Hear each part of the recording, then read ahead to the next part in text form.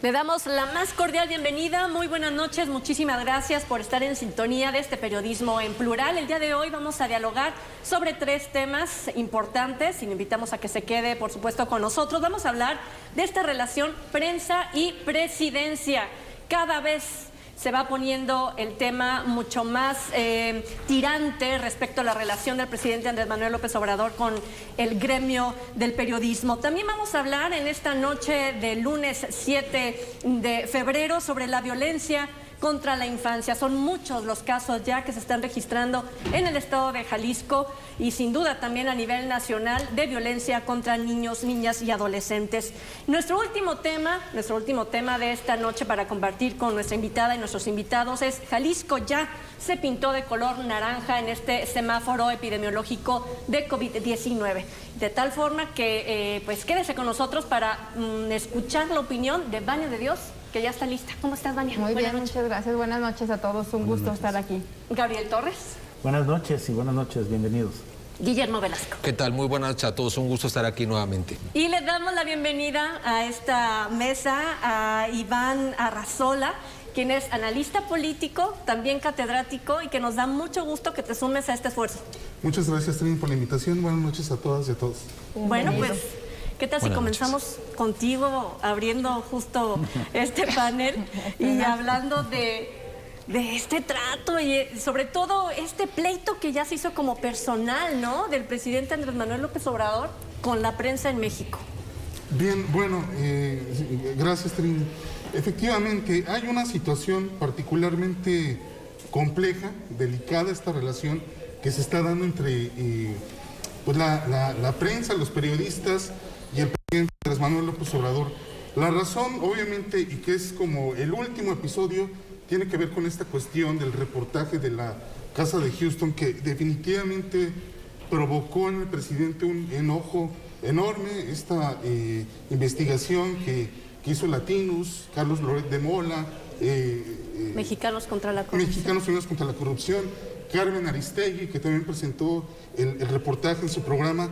Evidentemente, y el hecho de que se equiparara este episodio con la Casa Blanca, definitivamente generó en el presidente un malestar enorme, y pues hasta el día de hoy seguimos viendo cómo se pronuncia de manera negativa sobre estos periodistas, acusándolos de corruptos, de conservadores, de golpeadores, y lo que evidentemente pues constituye un asunto muy delicado, dado los niveles de violencia que está experimentando el gremio periodístico en el país, ¿no? Entonces, me parece que el tema se puede analizar desde muchas aristas, pero considero que un jefe de Estado es preocupante el ver que utilice la tribuna para atizar, para generar rencor contra el gremio de periodistas en México. Que, sin embargo, no podemos dejar pasar que todos los periodistas tienen una línea, y es muy palpable y es muy notorio que en México hay periodistas de gran talla, de gran renombre, y que son muy conocidos, ¿no?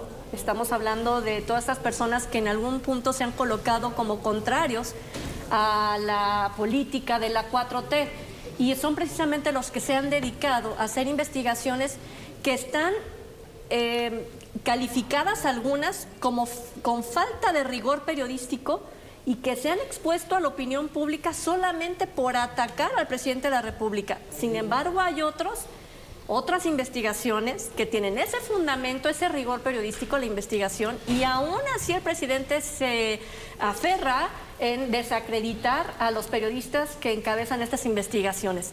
Y te pregunto, Guillermo, ¿es la línea editorial clara y está enfocada en perjudicar al presidente López Obrador, o el presidente López Obrador tiene la piel muy delgada?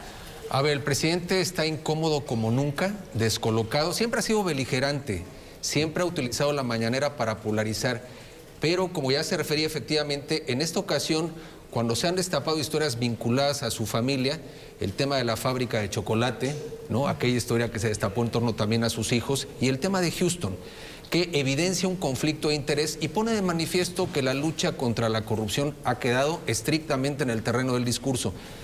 Menciona Trini algo muy interesante. A ver, ¿todos los trabajos periodísticos tienen rigor y son serios? Desde luego que no. tampoco el gremio de los periodistas es un gremio intocable. Pero ahí existe el verdadero derecho a réplica, que es lo que no está haciendo el presidente. El presidente está insultando, está descalificando, está amenazando y poniendo en peligro a los periodistas. Si hubiera información que no se sostiene, es evidentemente un derecho de cualquier gobierno en pedir la corrección, en pedir pruebas respecto a lo que se está señalando, el hacer afirmaciones contundentes para desmentir.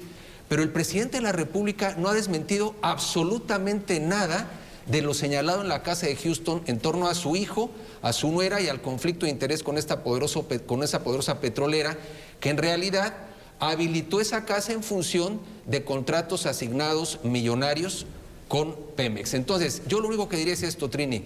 Me parece que en el ejercicio democrático, en la libertad de expresión, se vale opinar, se vale cuestionar, se vale discrepar, pero tiene que darse en el marco del respeto y en apego justamente a las normas fundamentales del ejercicio del periodismo. En este caso, el presidente de la República, a ver, desde luego que tiene la piel delgada, porque efectivamente a periodistas que en el pasado alabó profundamente el caso de Aristegui, en donde la reconoció como un paladín, hoy lo dice irónicamente, de la libertad de expresión, pues hoy le está atacando contundentemente y llama la atención porque en su día, y hay que decir que Aristegui, en el ejercicio de su libertad, a ver, no existe el periodismo objetivo, también hay que decirlo, existe el afán de ser veraces, todos tenemos nuestra opinión que podemos sostener.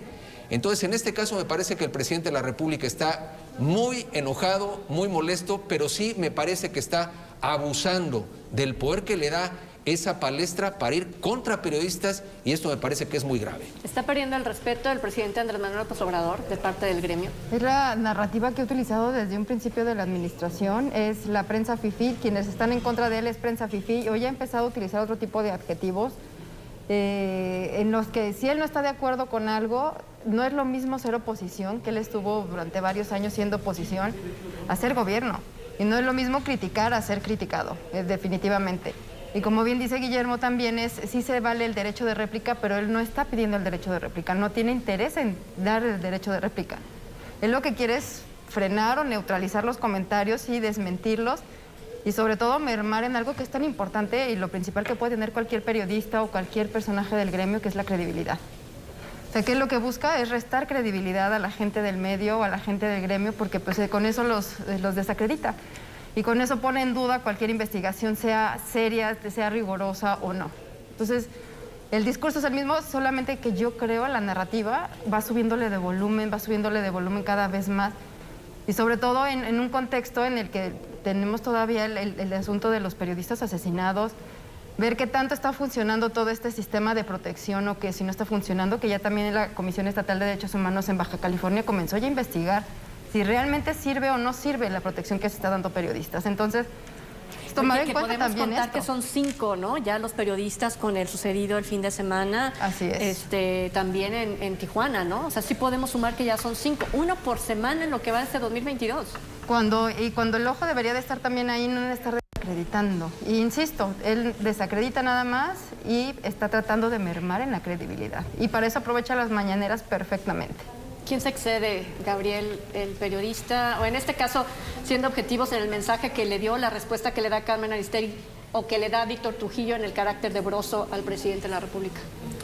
Bueno, yo creo que si el tema fuera un problema personal, sería menos preocupante que utilizar el poder de la presidencia de la República para ir contra una persona en razón de su oficio.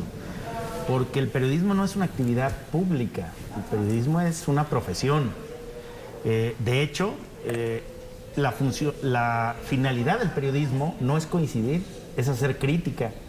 De forma que hacer periodismo implica incomodar, cuestionar, fiscalizar, criticar. No, el periodismo progubernamental, aquel que se dedica a ensalzar logros del gobierno o relatar logros del gobierno, eso es propaganda, eso no es periodismo. Al periodismo le corresponde la crítica y en democracia le corresponde la crítica. Yo creo que Carmen Aristegui, Broso, Loret de Mola y muchísimos otros más, con diferentes tonos y con diferentes matices, hacen crítica y no le asiste al derecho al presidente de la República de atacar a los profesionistas que ejercen el periodismo crítico en México. Y mucho menos cuando se presentan datos cuando se narran sucesos, cuando no se inventan historias, sino que se documentan estas y se hacen de interés público. Siempre hay una retórica por ahí de quién controla los medios entonces. O sea, podremos estar criticando al presidente de la República por las posturas y el uso de las mañaneras para Es que los referirse. medios no deben de estar controlados. Entonces, en todo caso, las audiencias. Correcto, A ver, a ti te puede esa es mi gustar o no, pregunta. te puede gustar o no un programa, puedes discrepar, le apagas, le cambias, ya no lees un periódico, pero al final de la historia, efectivamente, el control en todo caso lo tiene la audiencia. Esa es la realidad. Ahora, yo coincido plenamente con Gabriel, en el ejercicio del equilibrio democrático, la crítica es algo fundamental. Bien lo ha apuntado el politólogo Robert Dahl. Hay dos elementos fundamentales en democracia: la libertad de expresión y la libertad para participar políticamente, económica, socialmente. Entonces, lo que está pasando es muy grave. Ahora, no hay nada nuevo bajo el sol. Los regímenes totalitarios y dictatoriales así operan. Persiguen la crítica. Persiguen la crítica. Si algo se sale del script propagandístico, incomodan. Entonces, efectivamente, aquí alguien está rompiendo el eje de la narrativa. El presidente quisiera su tribuna para él solo, pero resulta que en la libertad pues hay matices, hay discrepancias, hay crítica y no le gusta al presidente. Lo que pasa es que coincido también con Vania, ha venido subiendo de volumen, porque lo que eran señalamientos, hay más agresividad verbal, yo sí sugiero o estimo que es puntualmente por el asunto de los hijos, y la pregunta es calentar de tal manera el ambiente, echar a andar la maquinaria completa de la 4T, y también es un mensaje a la sociedad en su conjunto, porque entonces nadie vamos a poder discrepar. Hay quienes podemos discrepar en un medio, pero hay quien también opina en una palestra empresarial, académica, y tampoco va a poder hablar. El mensaje es para la sociedad en su conjunto y me parece que es un mensaje de ley mordaza muy, muy grave. porque debe haber una diferencia muy clara.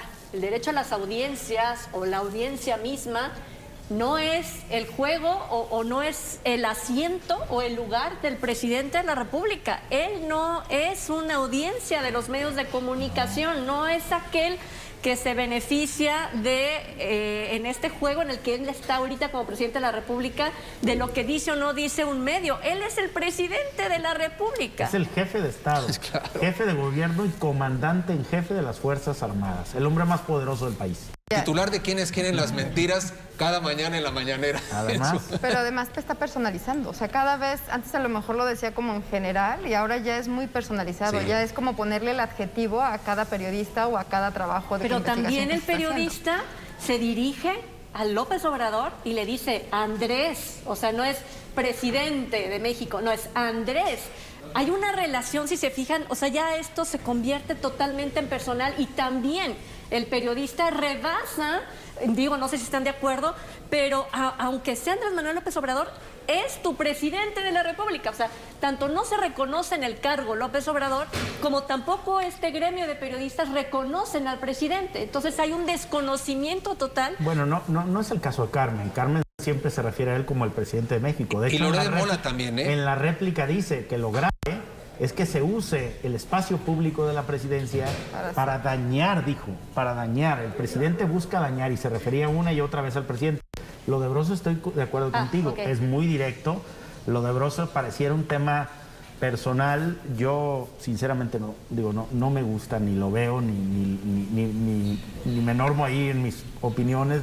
Es que lo que no dice, de ahora, de siempre. lo que pues, dice no Guillermo, coincido. esa es nuestra opción. Nosotros Sí. tenemos la opción de Ahora, desechar una Broso ha prensa. sido consistente en lo que ha hecho, puede gustarnos o no el estilo, ha sido irreverente siempre, lo ha sido siempre con el poder. Lo que pasa es que hoy está tocando al que gobierna y eso ya no le gustó cuando en su día llegaron a tener buena Pero relación. antes tocaba la anterior igual. Tocaba la anterior En eso y es eso consistente. Exactamente, y eso sí le gustaba al presidente López Obrador cuando señalaba, por ejemplo, a Calderón, a Fox, con los que también fue un acérrimo crítico. A Peña. A Peña.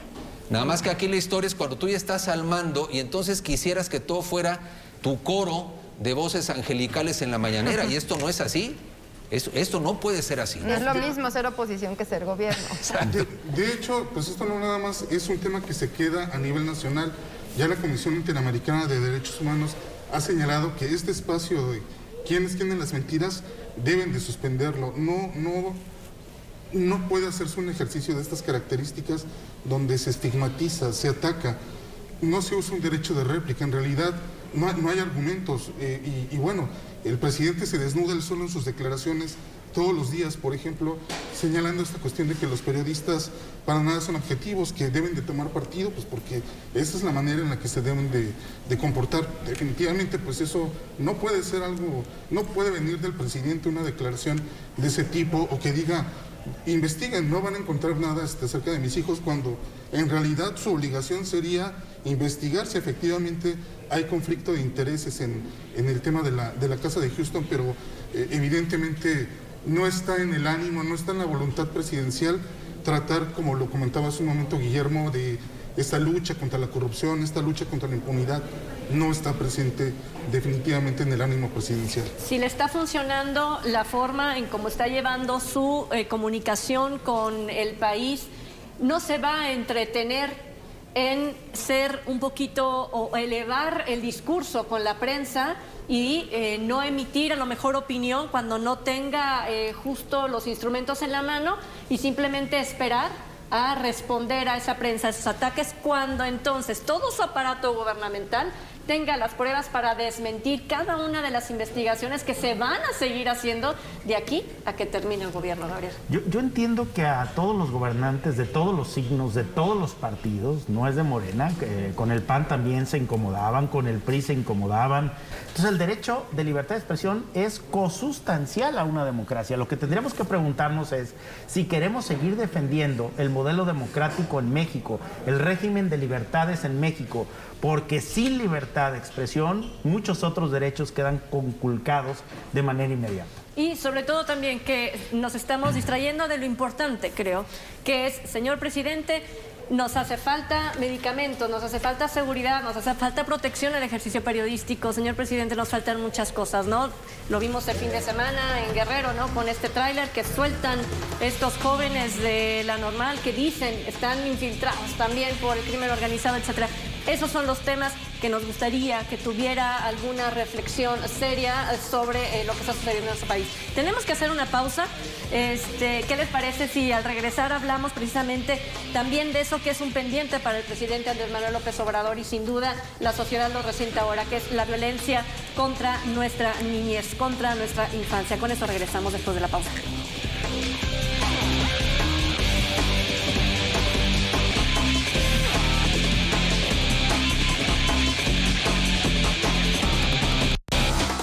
Violencia contra la infancia es nuestro segundo tema, y es que en una semana y media, en lo que llevamos de este 2022 aquí en las noticias GDL, hemos dado cuenta de varios actos que son indescriptibles, dolorosos por sí mismos, contra niños, niñas y adolescentes. Vania, hay un registro ya muy lamentable de cómo padrastros, madres, padres, la gente cercana acaba con la vida de estos chiquitos. Por lo menos aquí en Jalisco, en lo que va del año, llevan 6 casos de bebés. Estamos hablando nada más de bebés, sin tomar en cuenta niños a lo mejor de 6, 8 años. Son 6 bebés que han sido asesinados brutalmente. Yo no sé en qué corazón o en qué cabeza puede caber eso. Y coincide totalmente con las cifras o con lo que se maneja a nivel nacional e internacional. La mayoría de los casos de violencia, de abuso dentro del hogar contra infantes, son ocasionados por los cuidadores o por los propios padres o los adultos que están cercanos a estos menores. En estos casos han estado involucradas las propias madres, han estado involucrados padrastros.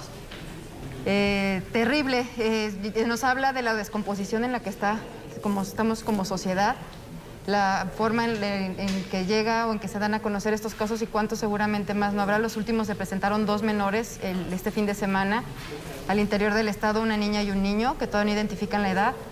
Otro menor todavía de 4 meses, más aparte la pequeñita que encontraron sepultada en el jardín, en el patio de su casa. Híjole, cuando se supone que el hogar es el principal espacio de seguridad para los menores, es en donde más donde más se están presentando estos casos. Y la gran deuda que se tiene, no solamente como sociedad, sino también como gobierno. La responsabilidad como padres o como sociedad, pero también en el tema de prevención de violencia. ¿Qué es lo que puedes hacer? Porque todavía mucha gente, muchas familias continúan utilizando la violencia como método de disciplina cuando hay otros métodos y ya no es a golpes, como se enseña. No vas a callar a un bebé que está llorando a golpes. No vas a quitarle el hambre a un bebé tampoco a golpes. Creo que nos hace falta mucho también incluso pedir más en temas de prevención, sobre todo de la infancia, y principalmente hay estudios del Nobel de Economía que la mejor etapa en la que se puede hacer una inversión de recursos públicos es la infancia, lo que se llama la primera infancia, que es en ese periodo en que están los niños en los primeros años de vida hasta los 6 años, que es cuando el recurso público en programas sociales es la mejor inversión que se puede tener, y hay estudios sobre eso. ¿Qué hace falta? Que se voltee a ver, y que se voltee a ver no solamente como una bandera de campaña, que no se voltee a ver solamente como un estandarte, sino así como una causa donde se pueda invertir con programas medibles y en políticas públicas de prevención, no solamente de atención. Justo hoy daba cuenta en la Ciudad de México, dentro de un albergue de niños en situación vulnerable, donde los mismos trabajadores del Estado, hablando de trabajadores de Ciudad de México, fotografiaban a los niños, aún no se sabe cómo los fotografiaban, los amarraban y los tenían en una situación realmente violenta que tuvieron que sacarlos, retirarlos del lugar para comenzar una investigación. Y esto lo está haciendo el DIF de la Ciudad de México. O sea, no es solamente en la intimidad del hogar, es también en las organizaciones públicas. Pero además, en el tema de los albergues, es todo un tema súper profundo, porque hay albergues que están trabajando con sus propios recursos. Son asociaciones, hay asociaciones que realmente vale la pena y que trabajan perfectamente bien y que son ejemplo para la gran otras. mayoría. Muchas de ellas, y hacen un trabajo que no están cubriendo un hueco que está dejando el gobierno. Son asociaciones que se hacen cargo de infantes, que lo consiguen con donativos de donde pueden, hasta de su propia bolsa. Claro, también hay otras que lucran con los infantes, que a mí me tocó también conocer varias asociaciones de ese tipo que utilizan a los menores para eso. Entonces, insisto, es prevención, vigilancia, y hay un tema que tiene que empezar a hacer desde el gobierno.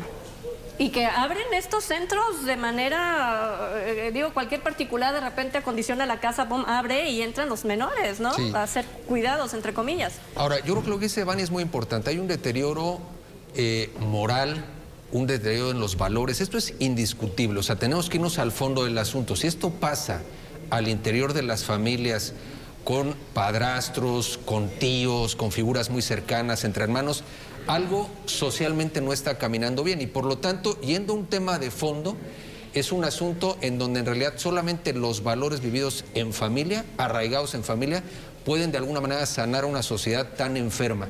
Pero también hay que tener, al afirmar esto hay que hacer el complemento, porque si no, lo que pasa con la clase política es que termina por aventar la bronca al entorno familiar, y no mentirían al afirmarlo.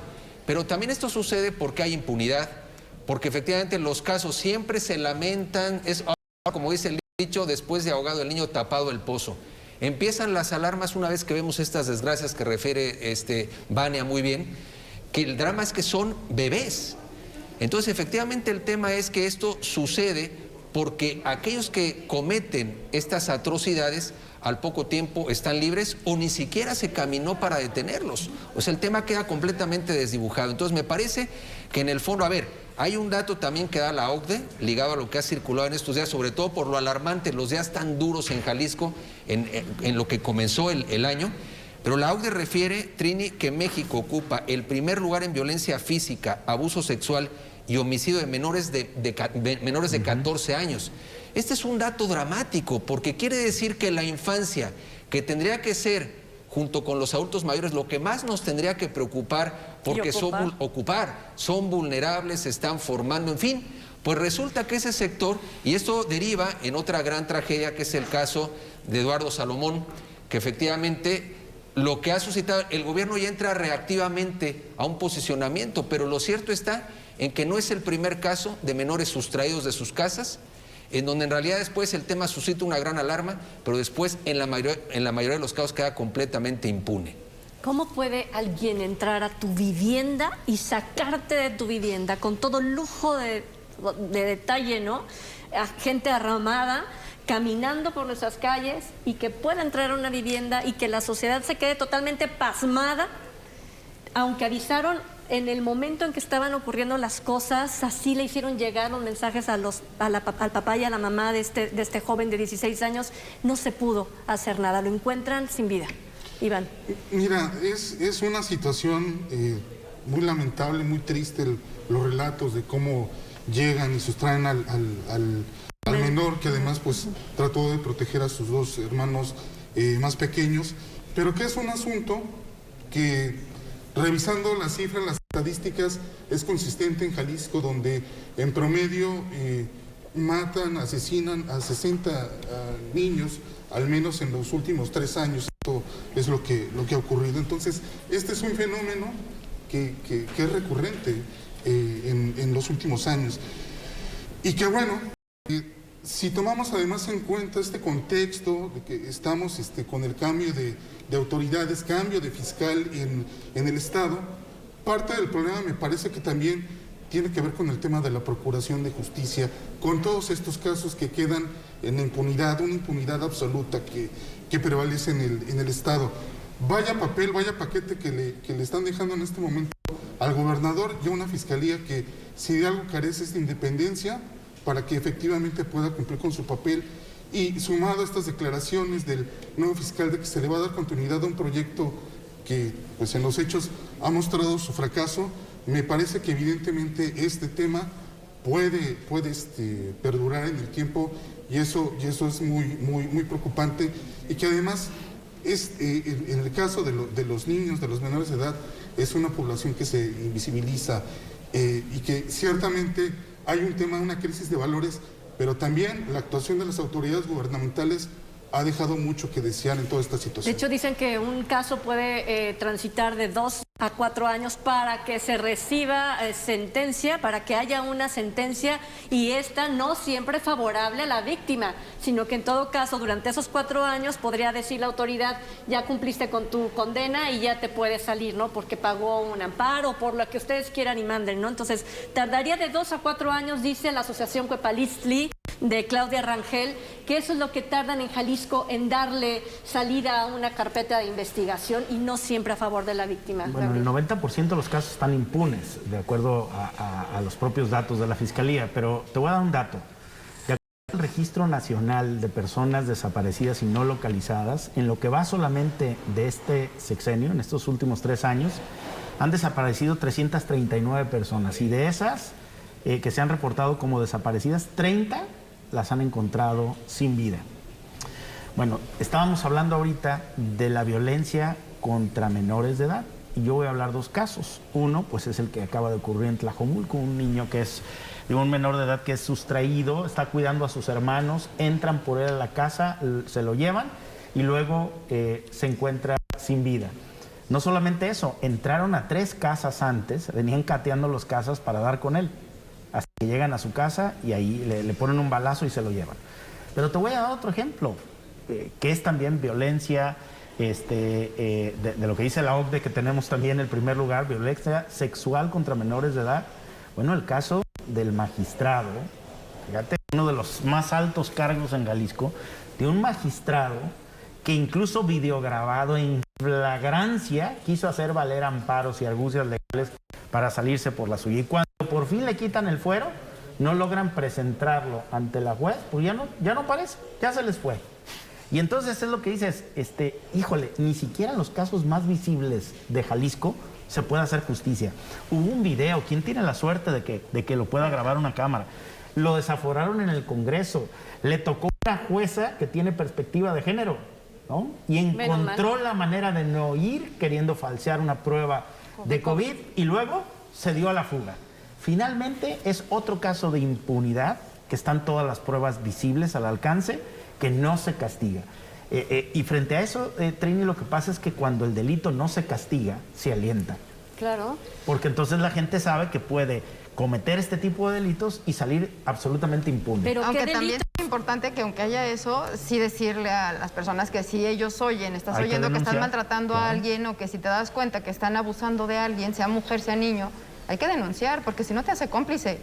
Digo, a lo mejor no sirve, bueno, evidentemente no sirve, el sistema de justicia tiene muchas carencias, pero sí es importante que se presente la denuncia. No, y además haces la denuncia como vecino o como vecina de un acto de violencia dentro del hogar, un área íntima, llega la autoridad y entonces al no ver que hay en ese momento algún asunto, porque tocan la puerta con mucha decencia, obviamente, señoras, tenemos una denuncia de violencia aquí en casa, ¿no? Todo está tranquilo y el chaparrito ya medio dormido, noqueado, o la niña de la golpiza que le acaban de propinar. Y más tarde se escucha cómo golpean a estos menores otra vez porque por su culpa, porque por haber llorado, entonces se quejaron y ahí está la consecuencia. Ahora la policía me está persiguiendo, ¿no? Esta es una historia real que me platicaron vecinas de una colonia que no pueden dar la cara porque esta señora tiene influencias y están aterradas y aterrados los vecinos. Es que el primer lugar de violencia es el propio hogar, lamentablemente. Después es la escuela. En tercero, de acuerdo a datos de la OCDE, es el espacio público, o sea, las calles, los parques, es el tercer lugar, ni siquiera es el primero. Pero que la escuela, lo bueno de la escuela es que ahí lo puedes detectar, los profesores detectan los eventos. Voy a poner otro. El quinto lugar de violencia contra los niños son los medios. Y lo acabamos de decir en el último programa que yo participé en Plural, hablamos de lo que hicieron en Nuevo León con un bebé, que lo sometieron a un ejercicio de propaganda política, utilizaron a un menor de edad, violando sus derechos como niño, para fines propagandísticos y políticos del gobernador de ese estado. Es decir, también los medios son poco cuidadosos en proteger la identidad de los menores, en proteger las historias que se cuentan y que a veces lesionan los derechos de los menores de edad. Es decir, es que nos falta en todos los ámbitos trabajar mucho al respecto. Bueno, pues son víctimas de abuso sexual, maltrato y corrupción de menores, feminicidio infantil, parricidio, privación ilegal de la libertad, violencia familiar agravada, lesiones, amenazas. Todo esto en un contexto de niñez. Son términos que no comulgan uno con niñez. Ahora, la pregunta es, ¿qué va a suceder? Porque todo esto que refieres es muy grave, se trata de niños absolutamente vulnerados ante este tema, pero yo lo que voy es, viene el discurso recurrente de la clase política de siempre, ¿dónde está la procuración de justicia? ¿Dónde está la no impunidad? ¿Dónde está la acción? A ver, referías a este caso, llega ahí la policía, de alguna manera aparentemente todo está tranquilo, ¿dónde están los temas de investigación? El hilar justamente datos para meterse a profundidad, porque efectivamente hay gente que no denuncia porque es escéptica, porque tiene miedo, pero la obligación justamente de la autoridad es, en todos esos entornos complicados, ir al fondo. Ya debería estar el Ministerio Público debería estar ahí el tema, porque de otra manera, claro, es la invitación permanente a que esto se siga haciendo así, se genera una espiral de violencia al interior del hogar, porque justamente no hay consecuencia alguna. Entonces me parece que es la pregunta, ¿no? A veces recursos incluso, a veces muchos de estos casos no solamente la policía, es ese trabajo social quienes van. Y evidentemente también están saturados, hay organismos, hay dependencias que están saturadas de trabajo, que le toca ir a trabajo social a una trabajadora, a un trabajador social, ir a tocar 1, 2, 3 veces, 5 veces, hasta que alguien abra, hasta que alguien les diga, hasta que algún vecino dé algún testimonio, para poder agarrar al pequeño. O sea, es que es toda una cadena. Si se dan cuenta que sí hay violencia en ese hogar, agarras al pequeño o al menor, lo llevas de ahí, tienes que ponerlo en un lugar seguro. Si no hay un entorno seguro con algún familiar, entonces se tiene que llevar a un albergue. El tema es en qué albergues también van a estar pudiendo trabajar para llevarlo ahí. El tema después viene si se vuelve a reincorporar a su hogar o no se vuelve a reincorporar. Si se entrega en adopción, ¿cuánto tiempo va a tardar para que se pueda entregar en adopción? O sea, es toda una cadena de secuencias que dejan al niño en total desamparo y en el que no se está poniendo toda la atención que se debería. Ahora, si me voy a muchos años atrás, el niño y la niña era un adulto en construcción sin personalidad, sin identidad, sin derechos, sin el derecho del ser humano. Era simplemente una persona en transformación. Es esa violencia, obviamente, acumulando también porque las violencias que estamos viendo ahorita se repetían en aquellos momentos. Ahora somos más ciudadanos y todo. ¿De verdad es esta nueva sociedad deteriorada o es que ya por fin estamos hablando por los niños, para los niños y de los niños y niñas en nuestro país, Iván? Mira, en realidad este tema, por los derechos de los niños, son un aspecto, bueno, los niños como tal, pues deben de tener, digamos, este desarrollo, estas condiciones en las cuales pues puedan desarrollarse precisamente en estas condiciones que exige la niñez, pero lo que estamos viendo es que el entorno, estamos viendo cómo este contexto social, esta falta de prevención es lo que está atentando en contra de, digamos, todo este avance que se ha dado en toda esta agenda, ¿no? Entonces, evidentemente no cuadra lo que en teoría debería de suceder con lo que estamos Se viendo queda en el papel. en nuestro entorno. Claro, Yo Guillermo. digo que nos hemos llenado en ocasiones de un planteamiento ideológico en la defensa de los niños y las niñas y hemos dejado de lado asuntos muy importantes como es el cariño, la cercanía y los valores. Ahí sí hay un déficit muy importante porque efectivamente la sociedad pagamos factura de todo.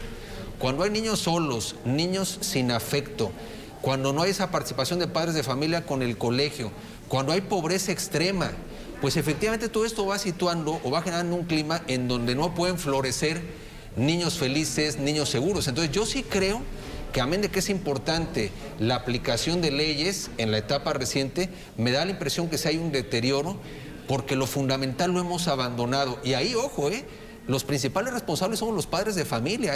En ocasiones queremos tildar de responsabilidad al gobierno, al colegio y demás. Y la gran pregunta también adintra de los hogares es ¿y qué está pasando? Yo me pregunto, a ver, no digo que sea sencillo. Hay madres de familia que si no salen a chambear, pues no tienen qué comer. Es una realidad indiscutible. Pero todo tiene una consecuencia, es decir, hay una cadenita de cosas que van situando niños solos, niños que tienen que abandonar el colegio. ¿Por qué? Porque tienen que también aportar dinero en casa y efectivamente estamos pagando una factura terrible que hoy se ve traducida en esa violencia, como también apunta Gabriel, al interior de la propia familia, que es lo dramático.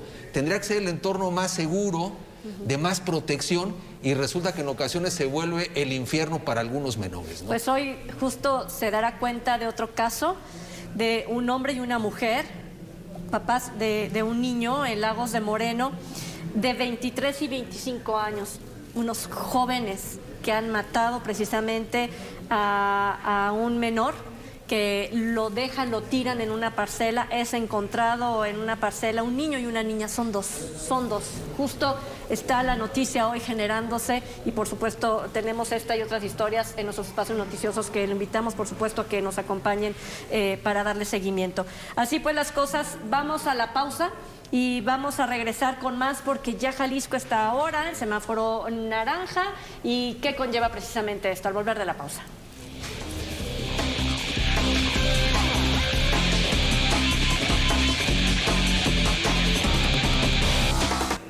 Bueno, pues estamos ya de regreso platicando con Guillermo Velasco, Iván Arrazola, Vania de Dios, Gabriel Torres. De verdad que empezar nuevamente con ese semáforo naranja pues implica muchas cosas. Y en la página del gobierno federal, lo que todos conocemos de semáforo naranja, ¿qué es semáforo naranja? Dice, bueno, es la reducción de la movilidad comunitaria, la operación de actividades económicas y sociales que serán con un aforo del 50%, un modelo educativo que funcionará bajo la nueva normalidad de acuerdo a lo establecido por la SEP y el uso de cubrebocas obligatorio en todos los espacios públicos. No hay nuevas medidas en Jalisco, pero sí hay un cambio de semáforo. Gabriel, ¿qué tan contrastante puede ser, ¿no?, este mensaje y lo que nosotros como habitantes de esta gran ciudad tenemos que hacer y entender? Bueno, primero hay que decir que el cambio de semáforo ocurre en 14 estados de la República. Y que efectivamente, para mí la paradoja es que ocurre en el segundo día en que apenas se van registrando los primeros descensos respecto al número de casos, que hubo récord de casos en el estado de Jalisco. Es decir, en los últimos 10 días, Trini, Jalisco estuvo rompiendo su propio récord día tras día, incrementando el número de casos activos en Jalisco. Y precisamente cuando vamos en el segundo día de que empiezan a disminuir los casos, es cuando el semáforo epidemiológico cambia a naranja. Lo primero que tendría que decir es que ese semáforo está un poquito mal sincronizado, ¿no? Es decir, esa pasada naranja debió haber sido hace 2 semanas exactamente, cuando empezó el repunte, que llegamos a casi a 6,000 casos, contagios por día en Jalisco, horas, ¿no? Sí. En 24 horas. Entonces, pues yo no sé si tiene mucho sentido el semáforo. Creo que todo lo que ya dijiste que conlleva el semáforo, en esencia ya aplica en Jalisco y algunas cosas más, como el certificado de vacunación y todo esto. Lo que no estoy seguro es que, en efecto, el gobierno en este momento pueda reducir la movilidad de la ciudad. Yo no lo veo en las calles. Yo veo los bares y antros llenos, yo veo los restaurantes a reventar. Las plazas comerciales. Las plazas comerciales. A lo mejor esto sí se mantiene en la mayoría, que no todos, pero la mayoría de la población. Pero yo no veo eso. Y vuelvo a decir, lo que me parece muy grave es que el tema se quisiera pagar en las clases. Es decir, que las plazas y los antros y los restaurantes estén llenos y las escuelas cerradas. Porque las escuelas, para mí, como los medios, es una actividad esencial. Yo creo que el cambio de semáforo difícilmente va a alterar algo que tenga que ver con los ciclos escolares de los alumnos. Y yo mismo diría que en este momento eso no puede ser. Y por el otro lado, también hay que decir que hay un número de contagios récord, pero que las hospitalizaciones, es decir, que los riesgos de pérdida de la vida han disminuido sustancialmente, especialmente entre la población vacunada. Hay muchos que hoy están pagando las consecuencias de no haberse vacunado en el hospital, muchos incluso que han perdido la vida. Siguen siendo pues un poco más de 500 vidas en lo que va del año, solamente en Jalisco, solamente en Jalisco. Vidas de este año. 500 fallecimientos en Jalisco en este 2022 no más, por COVID-19. Por COVID-19, sí. En lo que va del 2022. Iban 500,000 contagios, 500,000, no, iban 500,000 contagios. En contagios. Más de medio millón de contagios. Yo coincido con Gabriel. A ver, no hay manera, ni sería lo deseable y es imposible detener la actividad económica. Esa es una realidad. Este es el contexto como están ya operando las empresas. Algunas lo hacen más responsablemente que otras, pero al final de cuentas lo hemos planteado aquí, Trini. Tiene que haber este equilibrio entre la salud de las personas y la salud de la economía. Con lo cual yo sí creo que está desfasado este semáforo. Me parece que forma parte también de narrativas desde el ámbito público que en ocasiones pueden confundir más y pueden generar estados de ánimo no necesariamente los más favorables. A ver, la gente ha estado en la calle.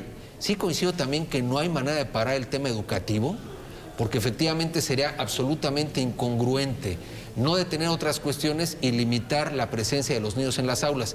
Sí creo también que efectivamente la vacuna ha marcado la diferencia. Y es ahí donde estaría de alguna manera la relevancia, lo más estratégico. Y de alguna manera acostumbrarnos a esta realidad que estamos viviendo. Porque al final de la historia, me parece que tanto en los estados de ánimo, la vida económica y demás, esto no tiene marcha atrás. Entonces me parece que hoy que llega este tema, mi sensación es, cuando tú revisas las restricciones, pues dices, todo eso ya sucedía en el caso de que se estuviera respetando. Porque también si tú ves un poco cómo va la gente en el transporte público, ¿no? Ahora que se inauguran de alguna manera nuevas vías de movilidad, pues las personas siguen yendo como sardinas, sigue habiendo contacto en la calle todo el tiempo, de manera tal que yo veo aquí una historia plena de contradicciones en donde veo a la clase política en la rebatinga de ganar la narrativa.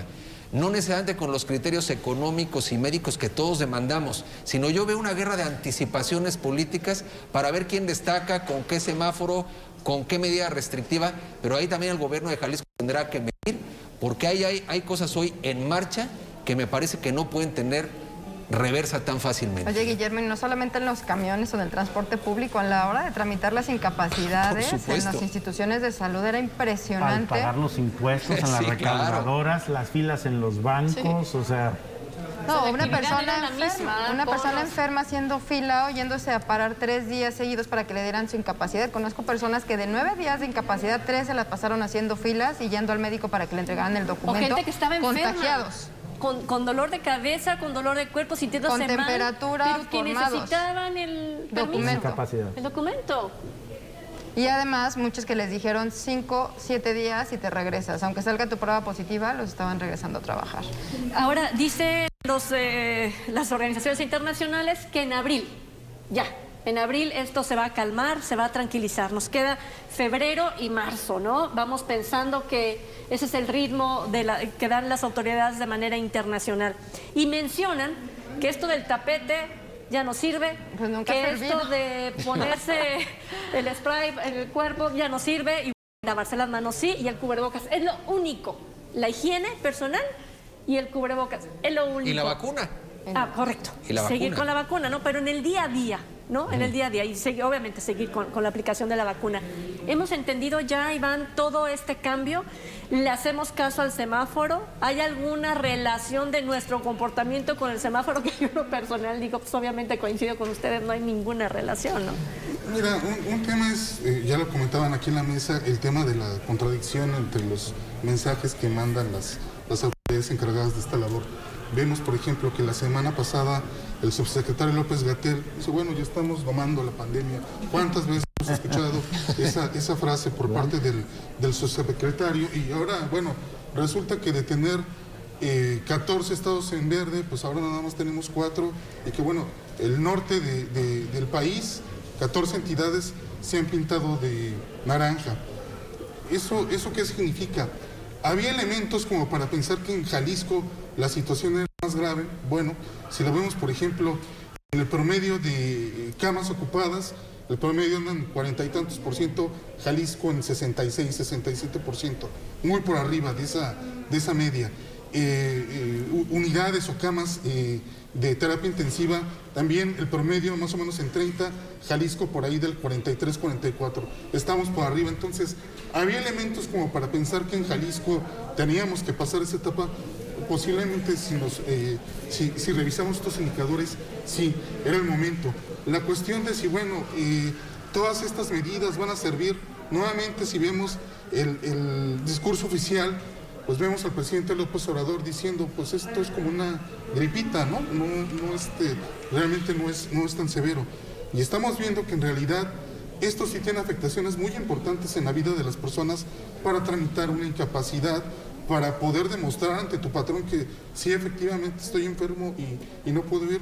Realmente para la población en general sigue siendo todo un problema el del COVID. Lo más recomendable pues sería obviamente seguir cuidando todas estas medidas. Llevamos un buen porcentaje de vacunación, pero aún así no se puede bajar la guardia. No hemos sido muy obedientes en este caso. Lo que yo sí también quisiera resaltar es esta parte donde dice, bueno, la operación de actividades económicas y sociales serán con un aforo del 50%.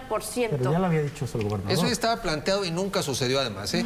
Hay que decir que estaba planteado antes del anuncio del semáforo naranja y efectivamente esto no se cumplía. Eran medidas muy absurdas cuando se dijo, bueno, ahora sí ya no el 100%, pero el 90% en los estadios. Y dices, bueno, a ver, ¿y qué diferencia habría con el 100? O sea, la verdad es que son una serie de medidas que desde mi punto de vista son bastante ridículas y que en realidad no aplican, no se han cumplido y por tanto insisto que son narrativas. Mira, incluso en el semáforo Trina, el semáforo naranja se sugiere que de ser posible te quedes en casa.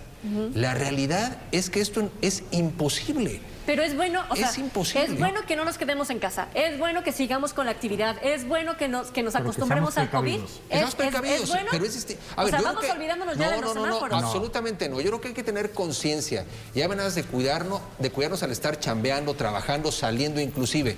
Lo que yo sí veo muy irreal para muchas personas es el hecho de decir, quédate en casa.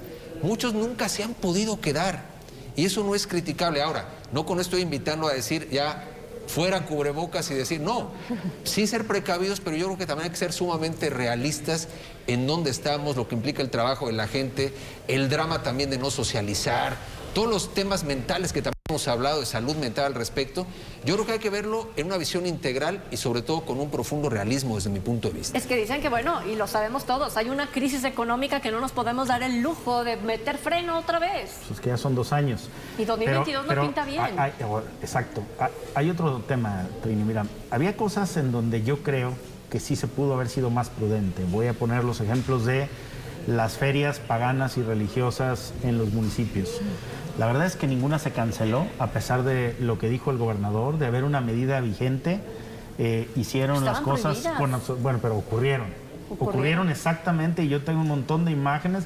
Te metes a Facebook y ves que en todos los pueblos estaban celebrando sus fiestas absolutamente normal, ¿no? Es decir, no.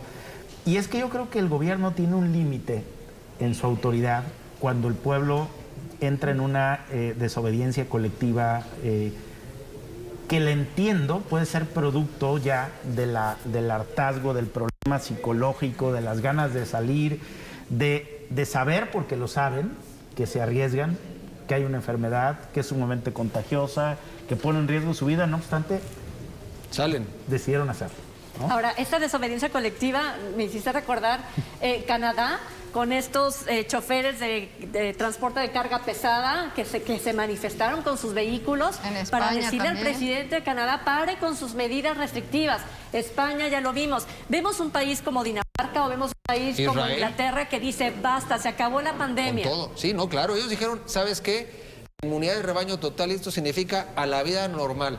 Son 4 otros contextos. aplicaciones de vacunas. pues, Claro, ¿qué a más ver, quieren? primero son las aplicaciones y los refuerzos, también son realidades económicas y numéricas en población muy distintas.